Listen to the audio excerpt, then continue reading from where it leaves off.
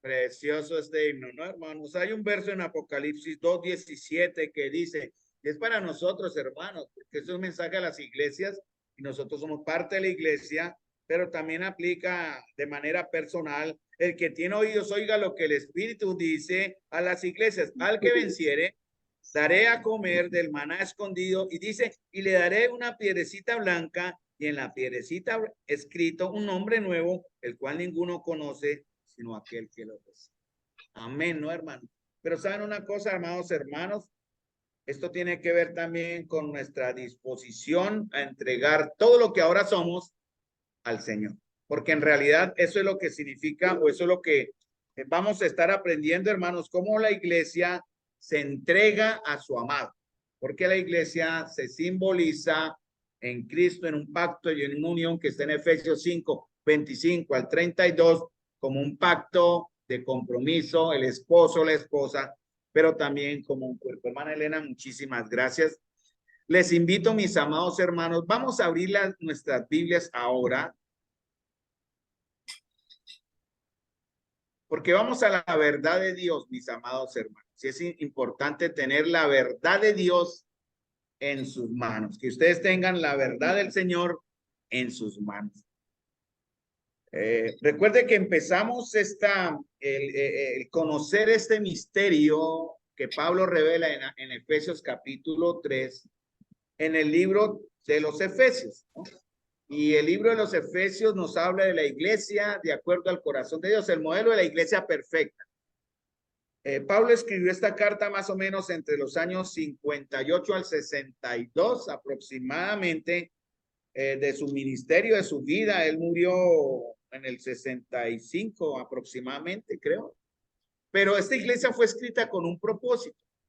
Sin embargo, en el año 90 después de Cristo, Juan le escribe a las iglesias por revelación del Señor y le dice a esta misma iglesia en Éfeso, la alaba por cosas buenas que ha hecho que yo conozco y dice el Señor que conoce. En realidad, ¿qué puede conocer el Señor de nosotros? Todo.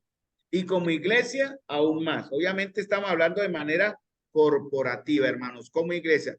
Pero algo interesante y a la vez doloroso, digámoslo así, es que el Señor le dice a esta iglesia que ya no está, he aquí, yo conozco tus obras, pero tengo algo. Y él le exhorta a que la iglesia vuelva a eso que ha perdido. Hermanos, muchas veces nosotros tenemos que echar hacia atrás en nuestra vida y retomar el rumbo, ¿cierto? Adán fracasó, pero él no pudo retomar el rumbo. Las consecuencias nos acompañan hasta el día de hoy. Pero en el postrer tiempo, y usando ya el término que usa 1 Corintios también, el postrer Adán vino y nos pone en el punto donde nos desviamos para reiniciar todo en la voluntad de Dios. Apocalipsis, cuando habla a la iglesia en Éfeso, le dice, tengo contra ti que has dejado tu primer amor. Recuerda de dónde has caído primero. Después arrepiéntase y haga las primeras obras, pues si no vendré pronto a ti, quitaré tu candelero de su lugar si no te hubieres arrepentido. Esto sí sucedió, hermanos, porque la iglesia en Éfeso desapareció en la historia. Sin embargo, nos deja la enseñanza en la escritura y por eso estamos aprendiendo de ella, porque como dice en primera Corintios 10, estas cosas se han escrito para que aprendamos, para que conozcamos por la experiencia de otros. Y realmente, hermanos, no seremos la iglesia perfecta, jamás lo seremos, pero sí debemos buscar de una manera consciente y corporativa, o sea, como una unión de todos los que aquí nos reunimos, llegar a esa perfección que el Señor busca, porque Él está preparando una iglesia, aunque Él habla aquí en la iglesia en Efesios capítulo 5 de manera universal, ¿no? Presentarse a sí mismo una iglesia santa, pura y sin mancha, como dice en Efesios capítulo 5, versículo 26. Pero de manera local tenemos esa responsabilidad. Hermanos amados, no es la responsabilidad mía. Mi responsabilidad personal es aportar a mi responsabilidad, valga la redundancia, en la unión de que soy parte del cuerpo, pero la suma de todas las demás responsabilidades de cada uno de ustedes es lo que nos va a hacer una iglesia de acuerdo al corazón de Dios. ¿Sí me entiende, no? La suma de los efectos individuales no ayuda mucho, pero la suma de los efectos en una perfecta unidad, armonía, en unanimidad, como dice la misma escritura en Efesios 4, sí va a dar un resultado visible. ¿Cuál es el resultado que dice o qué es lo que busca el Señor? Efesios 3:15, para que la multiforme sabiduría de Dios sea dada a conocer. Hermanos, y así como en Efesios 1:9 dice que hizo sobreabundar para, tienen su Biblia en sus manos y me siguen. Efesios 1:8 dice que hizo sobreabundar para con nosotros en toda sabiduría e inteligencia, dándonos a conocer el misterio de su voluntad. Pues bien, hermanos, a través de Efesios y a través obviamente, no es de este estudio, obviamente, esto solo va a ser un pequeño abrebocas. Hay tanto por aprender, hermanos, que por eso mi preocupación al inicio en mi oración fue precisamente eso. Señor, dame la sabiduría para que mis hermanos entiendan esta verdad, así como Él me está ayudando a entenderla a mí. Yo no digo que la tengo todo, estoy aprendiendo, pero por el hecho de haberme dedicado el tiempo también a estudiar lo que está acá, el Señor ha abierto una visión muy diferente de lo que significa ser iglesia, algo en la cual no fuimos enseñados. Yo por lo menos no fui enseñado así. Y al ver esta manera en que Dios está mostrando cómo debe ser la iglesia del Señor, es que baso mi ministerio, mi servicio para con usted, y así como cada uno de ustedes debe hacerlo en la manera en que Dios les ha revelado. Entonces el Señor nos está dando a conocer un misterio. Hermano, no es un misterio cualquiera, realmente no es algo humano, no viene con una sabiduría, como dice en Santiago 5, terrenal, animal y diabólica, sino es una sabiduría que viene de los cielos, ¿verdad? Es inspirada por el Espíritu Santo que está entre nosotros. Por tanto, es un misterio que debe ser tomado, y estoy usando el término, porque es el término que usa la Escritura, con mucha responsabilidad y temor, porque no es un juego, ¿no? No es, ay, el hermano nos enseña, yo aprendo algo en mi mente, bien, tengo conocimiento, pero hay para todo, ¿no? El conocimiento nos da responsabilidad. Ayer me dio mucha alegría que mi hijo llegó con unas preguntas muy interesantes. Está hablando con unas personas que lo han puesto a pensar de dónde viene nuestra fe. Y tuve la oportunidad de testificarle a mi hijo, mire, me sorprendía, pero a la vez me daba cierto dolor, digámoslo así. Ver en sus ojos sorpresa cuando le mencionaba versos de la Biblia, como si hasta ahora los estuviese entendiendo o conociendo. Yo dije, usted aprendió estas cosas, usted fue enseñado en esto. Y él solo escuchaba. Pero es porque, ¿qué? Porque él está en una sabiduría diferente. Está en una sabiduría en su propia situación espiritual que no es de Dios.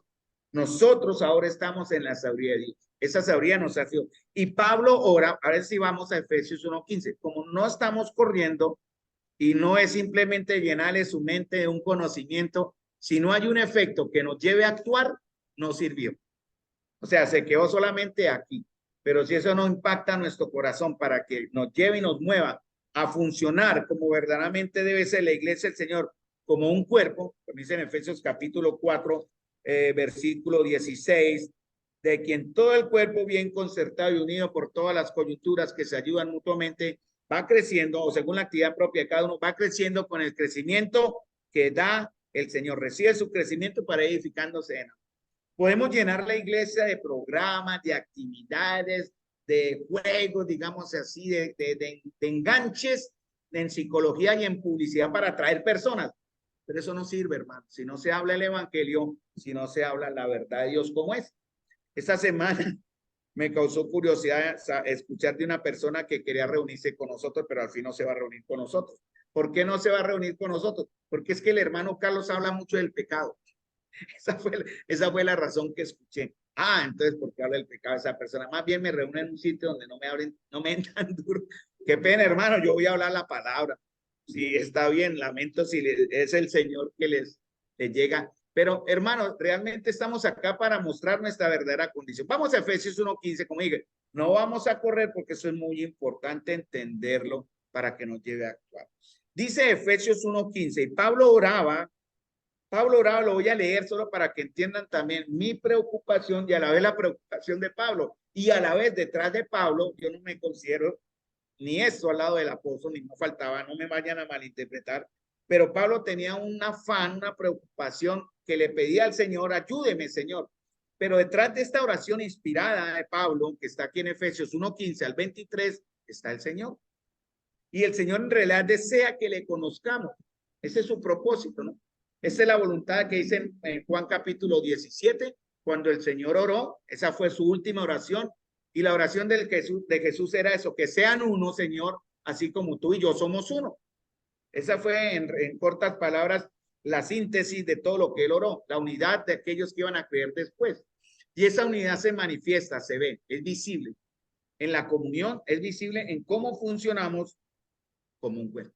Ese término cuerpo para algunos es misterioso, aún no lo entienden, aún no se acomodan, pero está en la palabra. Leo Efesios 1:15 al 23. Escuchen, dice, lo voy a leer, bueno, en el Reina Valera, pero dice, por esta causa también yo, habiendo oído de vuestra fe en el Señor Jesús y de vuestro amor para con todos los santos, no ceso de dar gracias por vosotros, haciendo memoria de vosotros en mis oraciones, para que el Dios de nuestro Señor Jesucristo, el Padre de gloria, os dé espíritu de sabiduría y de revelación en el conocimiento de él, ¿verdad? Alumbrando los ojos de vuestro entendimiento, para que sepáis cuál es la esperanza que él os ha llamado, cuál es la riqueza de la gloria de la herencia, de su herencia en los santos, y cuál la supereminente grandeza de su poder para con nosotros los que creemos, según la operación del poder de su fuerza, la cual operó en Cristo, resucitándole a los muertos y sentándole a su diestra en los lugares celestiales, sobre todo principado y potestad y poder y señorío, y sobre todo nombre que se nombra, no solo en este siglo, sino también en el venidero, y sometió todas las cosas bajo sus pies, y lo dio por cabeza sobre todas las cosas a la iglesia, la cual es su cuerpo, la plenitud de aquel que todo lo llena. Entonces Pablo pedía tres cosas, ¿no? Tres, que sepan que la esperanza, cuáles son las riquezas y cuál la supereminente grandeza de su poder para con nosotros. Suenan palabras muy espirituales, pero el Señor les da a usted el entendimiento por la escritura de comprender el alcance de estas palabras que Pablo oró aquí y que el Señor también nos dejó como testimonio en Efesios 1:15. Entonces, esa es mi oración, hermanos, en verdad, para que el Señor nos dé espíritu de sabiduría y de revelación en el conocimiento de él, y que alumbre los ojos de nuestro entendimiento. La palabra sepáis que está acá es certeza, es como algo ya que no adquiere duda. Cuando usted entiende algo, dice, y de ahí nadie lo mueve. O sea, ¿sí me entiende? No es algo que usted tiene una certeza ya que está basada en una verdad sólida. Ayer en la charla conmigo me di cuenta de eso, ¿no? Entonces yo le decía, usted tiene que leer para adquirir o encontrar la firmeza para usted dar sus argumentos con la persona con la cual usted está compartiendo. Y bueno, esperamos que mis palabras lleguen al corazón del Hijo. Pero también dice el Señor entonces, que nos dé espíritu de sabiduría, de revelación en el conocimiento de él, alumbrando los ojos de nuestro entendimiento para que sepamos estas tres cosas que se desarrollan a través de todo el libro, de toda la carta a los Efesios, y se complementan en 1 Corintios capítulo 14, en 12 al 14, en Romanos capítulo 14, 12 al 14 también, porque son textos paralelos que hablan de esta enseñanza nueva y este misterio que es la iglesia como un cuerpo. También está en Colosenses capítulo 2 y 3 de Colosenses. Bueno, hay escritura, no se preocupe. Lamentablemente, hermanos, Adán no protegió el huerto, ¿verdad? Como Dios ordenó. Él dejó que la serpiente engañara, ¿no? Introdujera una nueva interpretación de la realidad. Ellos en realidad en su inocencia no conocían el mal, no conocían malicia, pero Satanás se encargó de introducir la pequeña semilla de la duda, y el problema de ellos fue que decidieron creerle a Satanás, habiendo conocido la gloria de Dios que bajaba cada tarde, como dice en Génesis 3, a la tarde acompañarlos a enseñarles cómo sería él en sus planes y sus propósitos para ese primer Adán, ¿no? Recuerde todo lo que vimos en Génesis, desde Génesis 1:26 hasta Génesis 3. Pero Adán, en realidad, Adán es el responsable, ¿no? Eva fue engañada, pero el responsable fue Adán. ¿Qué hubiera pasado si Adán dice a Eva, no participo de su pecado? ¿Qué hubiera sucedido? Pues no estaríamos en la que estamos realmente, ¿no? Y Eva habría muerto como consecuencia del pecado, creo, pero Adán hubiera salido limpio de eso. Sin embargo, hemos sido contaminados hasta el día de hoy, ¿no? Entonces, Dios les ha mentido. Eso fue lo que dijo Satanás, ¿no? No moriréis. Eso fue lo que dijo Satanás. Él es mentiroso. Dios les ha mentido. Si comen de este árbol prohibido, en vez de morir, seréis como él. Y la verdad llegamos a ser como él porque empezamos a conocer el bien y el mal. Ya no hay excusa, hermanos. Y eso es lo que pasó en Génesis capítulo 3, versículos. Unos beneficios perdidos. Recuerden esto, a causa de la caída. ¿Por qué menciono estos beneficios? Porque estos beneficios se restauran para la iglesia. O sea, recuerden que estamos hablando de un nuevo tiempo. Estoy recordándole lo que pasó en Génesis 3, pero también llevándonos o que vayamos todos juntos a entender que como iglesia, como salvos, como dice el Señor, dice en Efesios 1:7, leo, escuchen, en quien tenemos redención por su sangre, el perdón de pecados, según las riquezas de su gracia. Para los salvos que estamos acá y están allá en sus casas, es esta verdad. Y estas cosas que perdió Adán, estas cosas que Adán no permitió que fueran reales por su desobediencia, la iglesia la recupera. Se nos ha entregado. Recuerden, hay un primer Adán y ahora hay un postrer Adán, pero ese postrer Adán, y yo lo hice usé el término con respeto, pero se puede sacar uno puede deducir eso, obviamente, así como no es bueno que el hombre esté solo, haré ayuda idónea para él, y el Señor le entregó a Eva, el Señor le entregó a Cristo a la iglesia. Sí, por eso él la llama la esposa. Y por eso también usa el ejemplo de que la iglesia es un cuerpo cuya cabeza es Cristo. Entonces, esos principios ya los hemos visto, pero los vamos a estar recordando. ¿Qué fue lo que trajo la desobediencia de Adán? O sea, ¿qué consecuencias, qué beneficios perdieron ellos a causa de la caída? Entonces, perdieron ¿qué? La vida eterna y la comunión directa que tenían con Dios, ¿no? Después de esa caída, ¿qué fue el primer efecto del pecado? ¿Cuál fue el primer efecto del pecado? El miedo, ¿no? Ay, Adán, ¿dónde estás? Y lo encuentra escondido. Ah, Señor, porque oí tu voz en el huerto, tuve miedo y me escondí.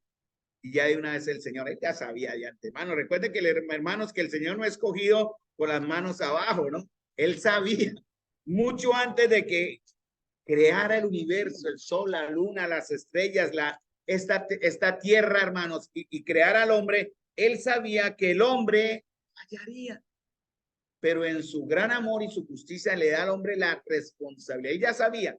Por eso él con nosotros habla en Efesios 1:5 en al 10 de la predestinación, a lo cual nosotros somos llamados a hacer como, ¿verdad? No como algunos enseñan que fuimos destinados para ser salvos, no. La predestinación tiene que ver con lo que fuimos destinados para llegar a ser ya como salvos. ¿Sí me entienden? Ya como salvos, Dios nos destina a llegar a ser algo y está en Efesios 1, pero no vamos a hablar de esto.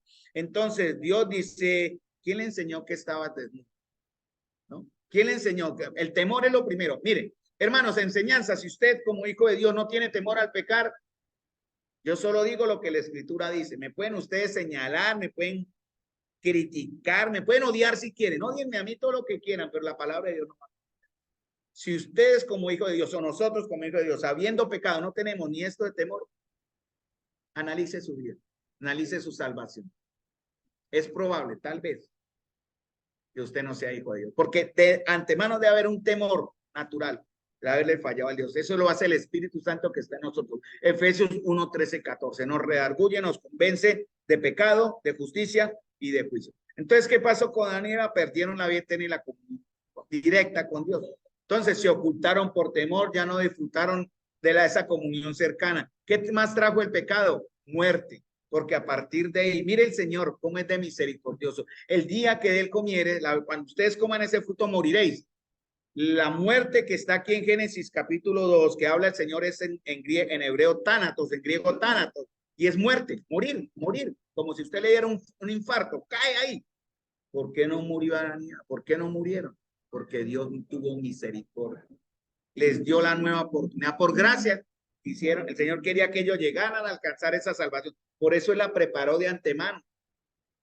Padre, Hijo y el Espíritu Santo, obviamente organizaron, planearon, ¿cierto? Todo este plan de redención que ustedes ahora están conociendo o que estamos disfrutando mejor. Pero este plan de redención que ahora se ve en nuestras vidas se ve manifestar también en la función de lo que somos como iglesia, un cuerpo. O sea, nunca olviden esas palabras, un cuerpo, Cristo es la cabeza, la iglesia es la esposa, pero también somos un cuerpo. Entonces el pecado trajo muerte.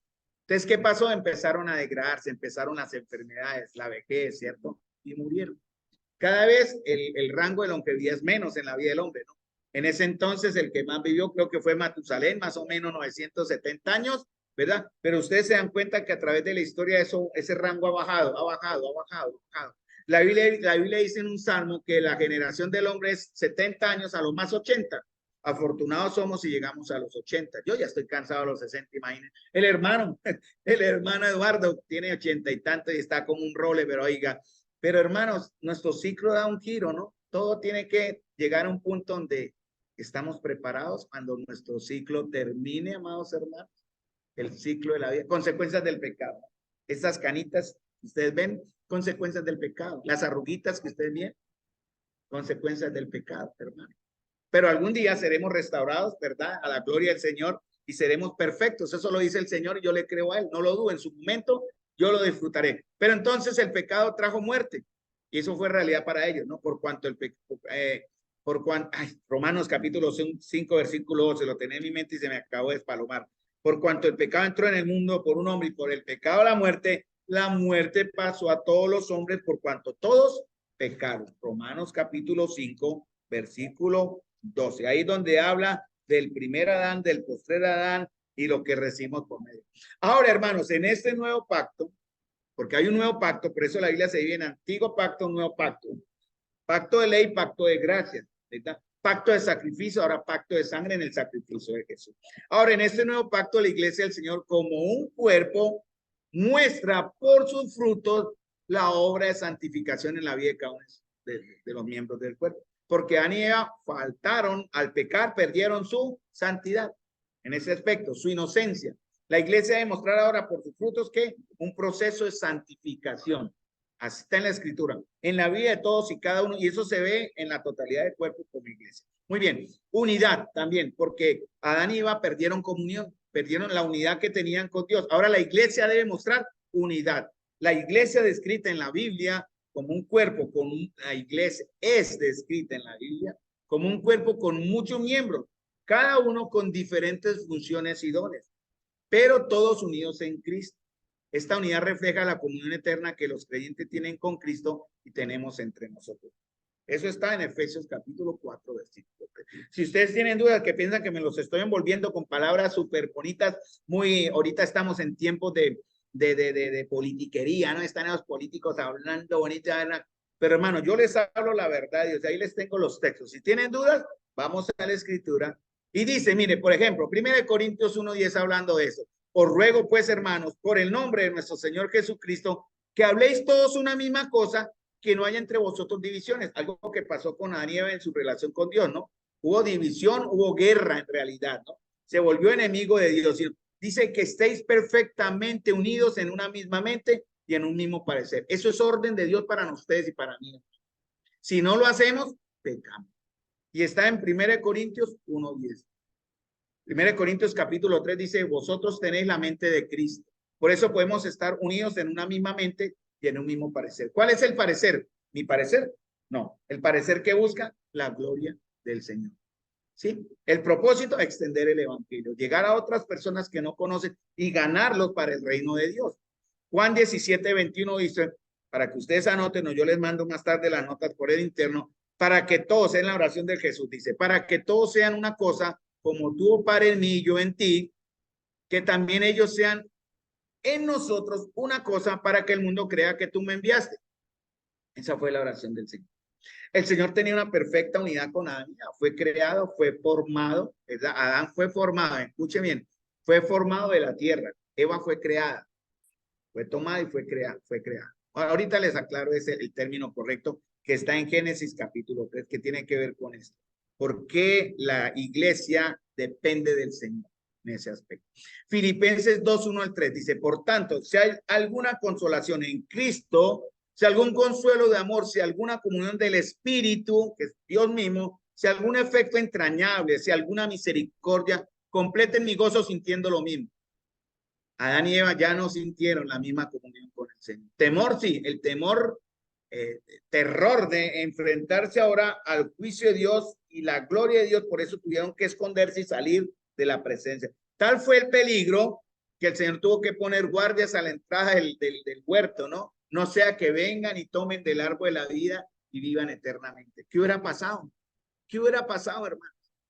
El Señor hubiera tenido que, de todas maneras, ya no habría salvación, como no hay salvación para los ángeles que pecaron y rompieron su comunión con Dios pecando, ¿verdad? En una rebelión que está en Génesis capítulo 1, versículo 1, entre 1 y 2. Ahí está el campo donde la rebelión en los cielos de Ezequiel 14. Entonces esos ángeles no tienen excusa. No hay salvación para los ángeles, no hay redención, pero ellos nos ven a nosotros. Ellos están aprendiendo lo que, pues, por lo menos los ángeles buenos. Los ángeles malos yo creo que no tienen ningún interés en saber cómo fuimos redimidos, cómo mostramos entre nosotros la verdadera comunión que nos hace ser la nueva iglesia o la nueva Eva, por decir así, hablando de que el primer Adán tuvo a su Eva, el postrer Adán tiene su Eva, que es la iglesia. Entonces, dice, completad mi gozo sintiendo lo mismo, teniendo el mismo amor. Miren las palabras, unánime, sintiendo una misma cosa. Nada hagan por contienda, por vanagloria, antes bien con humildad, estimando cada uno a los demás como superiores a sí. Esto tiene que ver con la consolación que recibimos en Cristo, con la unidad que tenemos en Cristo y con la guía o la misma sabiduría que recibimos del Señor al tener la mente del Señor, dice en 1 Corintios capítulo 1, versículo 10. ¿Qué más perdieron ellos? Perdieron vida eterna, comunión directa con él, pero también perdieron la inocencia y la pureza, ¿sí? Ya conocían, en realidad, discernían el bien y el mal. O sea, adquirieron ese conocimiento y esa capacidad de entender el bien y el mal. ¿Sí? Y eso les dio a ellos una responsabilidad. Pero ¿cuál es el problema con ellos? Ellos empezaron en su mente a tener conciencia del bien y el mal. ¿Pero qué? Es una mente, como dice en Efesios capítulo 2, para todo el mundo. Eso no era que Adán y Eva eran mejores o era una casta especial. No, ellos cayeron en degradación. ¿Cómo se sabe el efecto de esa mente reprobada? Dice en Génesis capítulo 4, fíjense algo muy interesante. Conoció a Adán a su mujer Eva, la cual concibió a luz a Caín y dijo, por voluntad de Jehová he adquirido varón. Después dio a luz a su hermano Abel, y Abel fue pastor de ovejas y Caín fue labrador de la tierra. Mire donde empieza a verse cierta rebeldía en Eva. Eva era complicadísima. Tenía su complique esta mujer. Dice Génesis capítulo 4, conoció a Adán, o sea, la tuvo intimidad sexual, obviamente procreación, y dice a su mujer Eva, la cual concibió de luz a Caín, y dijo, ella fue la que decidió ponerle el nombre a Caín. Ahí no dice que consultó al pobre Adán. Dice, vamos, por voluntad de varón he adquirido, por voluntad de Jehová he adquirido varón. Y después dio a luz a su hermano Abel. Pero ahí ya iba un veneno, ya iba una contaminación, porque muchos años más tarde a Caín mata a su hermano Abel. Tremendo, ¿no? Matar a su hermano. Efectos del pecado. Discernimiento. Dios le advirtió a Caín, ¿te acuerdan? Dios le dijo, ¿por qué estás triste, no? He aquí el pecado está a la puerta, ojo. Sin embargo, Caín fue y de una vez mató a su hermano. Está en Génesis capítulo 4, versículo 9 y 10, para que ustedes lo miren en su texto. Entonces, hermano, tiene que ver esto, al perder la inocencia y la pureza, la responsabilidad, hermanos, que tenemos ahora de tomar decisiones morales. Y ahora su conciencia ya les acusaba de pecado. Por eso dije al principio, usted peca o yo peco y no hay algo que me llame la atención, cuidado, cuidado, atención. Es una alarma, algo pasa en su corazón. Por más endurecido que esté, el Espíritu va a redarguir a los hijos de Dios. Pero si no tenemos algo de conciencia, si no tenemos un peso en el alma por haber pecado contra mi hermano o haber pecado también primeramente contra el Señor y no siento nada, cuidado. Tal vez tengamos una mente reprobada y un corazón todavía enemigo de Dios. Esos son llamados de atención. Yo tengo que estar mirando por mí mismo, hermanos, pero espero que ustedes estén atentos a eso.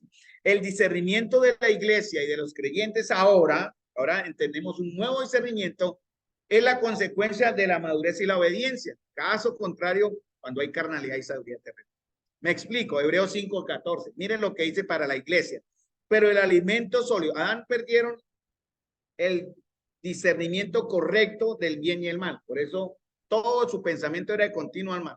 En Génesis capítulo 6, el Señor condena al diluvio, a la humanidad, y el Señor dice en Génesis capítulo 6, cuando comenzaron los hombres a multiplicarse sobre la faz de la tierra, le nacieron hijas. Bueno, y dice el Señor, y vio Jehová que la maldad de los hombres era mucha en la tierra y que todo destino y los pensamientos del corazón de ellos era de continuo, solamente el mal.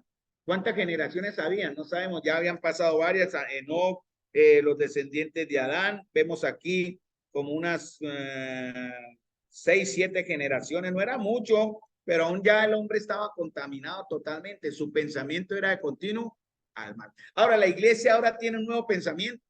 La iglesia ahora, los creyentes, cuando hablo de la iglesia hablo de personas individualmente, pero también de manera colectiva. Entonces, la iglesia tiene ahora un discernimiento. Efesios 5:14 dice, pero el alimento sólido, ese alimento que ustedes están recibiendo, yo lo digo con mucho temor, no es jactancia, no es crítica, no me malinterpreten, por favor, ni me cambien el sentido a mis palabras. Yo le digo, esto es alimento sólido, hermano. A veces uno le da temor enseñar más allá, porque tal vez algunos no están en la capacidad aún de entender. Es otro proceso, tienen necesidad que se les enseñe los primeros rudimentos de la fe. Hay unos hermanos que llevan años y que toca tratarlos como bebecitos, pero hay unos de ustedes que ya están maduros para aprender. Esos son los hombres y mujeres de Dios que necesitamos para que el liderazgo, para que el servicio en la iglesia de Dios sea perfeccionado. Dice, el alimento sólido es para los que han alcanzado madurez. ¿Cómo sabemos que tenemos madurez? Dice, para los que por el uso tienen los sentidos ejercitados en el discernimiento del bien y del mal.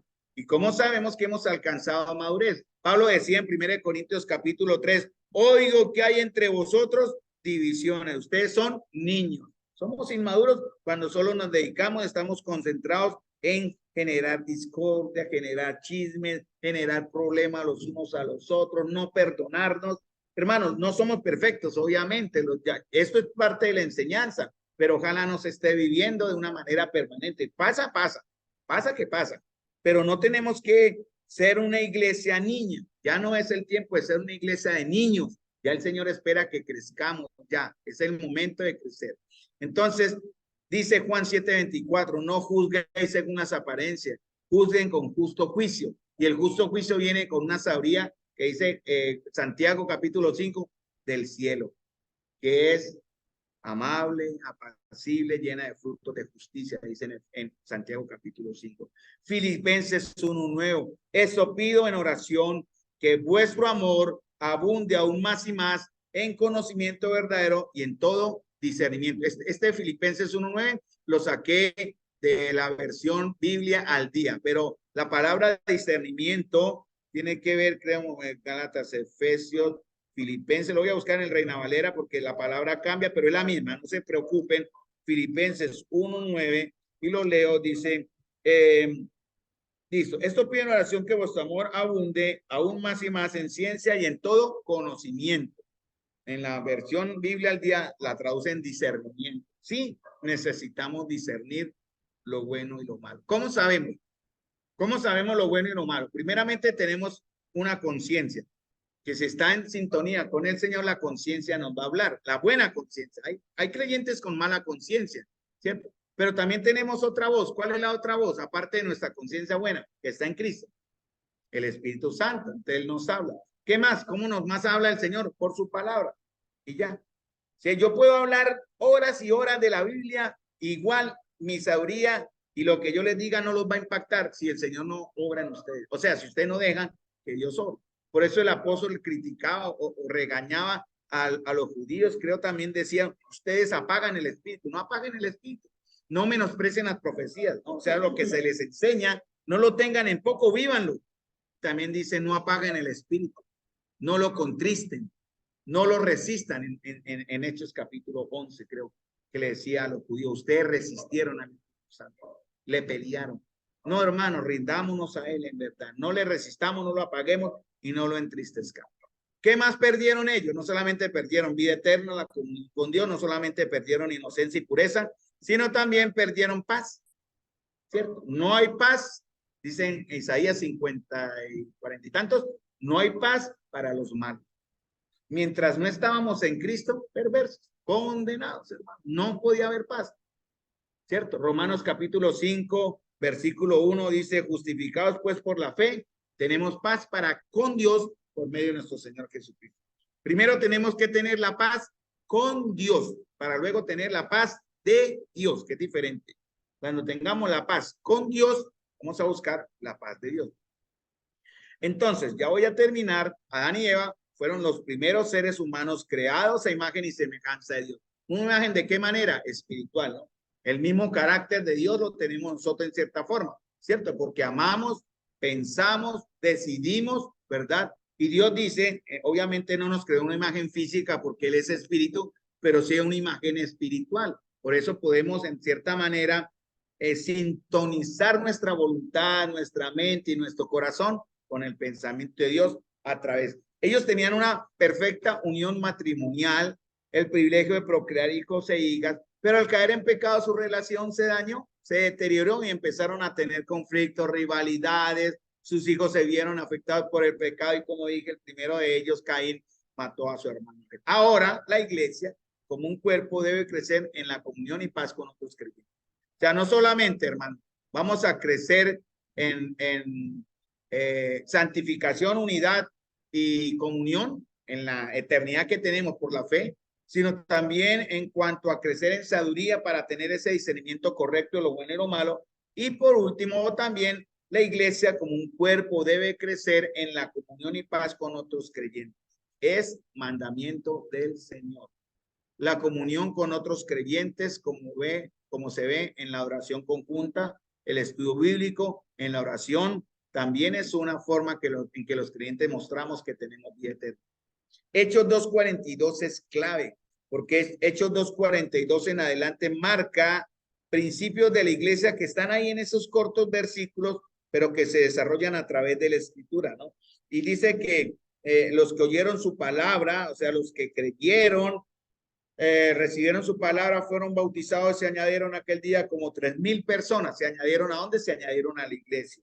¿Cómo saben ellos? No, el Señor les dio. ¿Cómo el Señor les dio? Dice, a perseverar en la doctrina. Eso fue obra de Dios en la comunión unos con otros, en el partimiento del pan, en las oraciones, en el temor. Dice, alabando a Dios y teniendo el favor de todo el pueblo, y en el temor a Dios que está en Hechos capítulo 5, versículo 11. Eso fue algo natural. Nadie les enseñó eso. Ya a través del tiempo los apóstoles le fueron reafirmando estas verdades que naturalmente en sus corazones el Señor formó, creó paz. Para terminar, leo varios versos. Colosenses 3:15. Y que la paz de Cristo reine en vuestros corazones, a la cual en verdad fuiste llamados en un solo cuerpo y sean agradecidos. Eso dice Colosenses. Si alguno quiere pelear, pelee con Dios, no pelee conmigo. Yo solo soy porque a mí me pega primero, ¿no? Yo tengo que si la paz del Señor reina en mi corazón, debo en verdad ser agradecido porque estoy en un cuerpo. Eso es lo que dice Colosenses 3:15. Segunda Tesalonicenses, 3:16. Y el mismo Señor de paz os dé siempre paz en toda manera. El Señor sea con todos vosotros. Uy, creo que lo tengo en otra versión. Vamos a buscarlo en la versión Reina Valera. Es que no anoté cuál versión me gusta para que tengan referencia. Vamos a buscarlo en el Reina Valera, según de Tesalonicenses 3:16. Al final dice, y el mismo Señor de paz os dé siempre paz en toda manera, el Señor sea con vosotros. Amén. Ah, no, sí está ahí correcto, lo vi como extraño. Pero bueno, ¿qué es lo que enseña con esto, hermano? Que el Señor que nos ha dado la paz nos debe llevar a manifestar esa paz con otros. Primera de Corintios 1:9, fiel es Dios por el cual fuiste llamados a la comunión con su Hijo nuestro Señor Jesucristo. Primera de Juan 1:3, lo que hemos visto y oído, os proclamamos también a vosotros, para que también vosotros tengáis comunión con nosotros, y en verdad nuestra comunión es con el Padre y con su Hijo Jesucristo. Y eso nos lleva a primera de Juan 1:6-7. Si decimos que no tenemos comunión con él, pero vivimos en tinieblas, ¿cómo nos dice Dios que somos? Mentirosos. ¿Sí? A veces a nosotros nos gusta que nos digan mentirosos, peleamos, ¿no?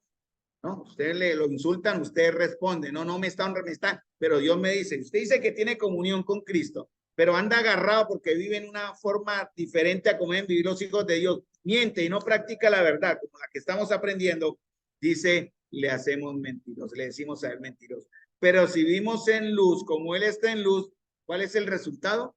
Dice, tenemos comunión unos con otros. Y la sangre de Jesucristo, su Hijo, nos limpia de todo pecado. Fíjense bien, solo termino acá, voy a trazar mi rayita, quedó mucho material, pero estamos corriendo, mis amados hermanos, mejor que esto quede claro en sus corazones. Todavía quedó, me faltó 3 puntos, 2 puntos más, pero dejémoslo para el pues no pasa nada. Fíjense lo que dice 1 Juan 1:7. Porque el y es un conector.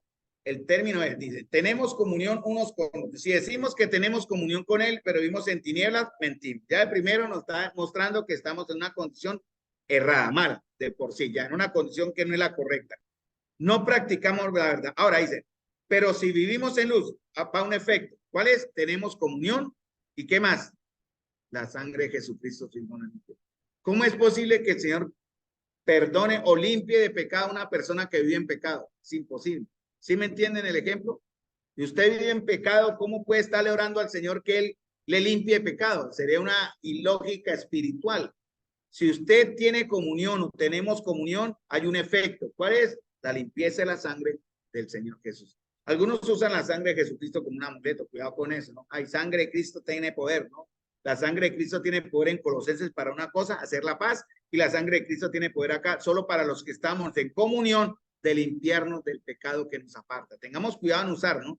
No digo que lo hagan, lo hagan, porque yo era uno que lo hacía antes, inocentemente, pero cuando aprendí, ay Señor, perdóneme, ya no más, ¿no? De usar como el amuleto, ¿no? Sangre de Cristo, cúbreme con tu sangre, Señor. Eso no está en la Biblia, esa oración no está en la verdad de Dios, hay que tener cuidado. Más bien, Señor, me rindo a ti, Señor, me someto a ti, Señor, reprendo al enemigo, guárdame el tentador y leo, y en verdad vivo de acorde a lo que Él espera que vivamos nosotros como sus hijos de Dios. Mis amados hermanos, vamos a parar acá y vamos ahora a terminar con una palabra de oración.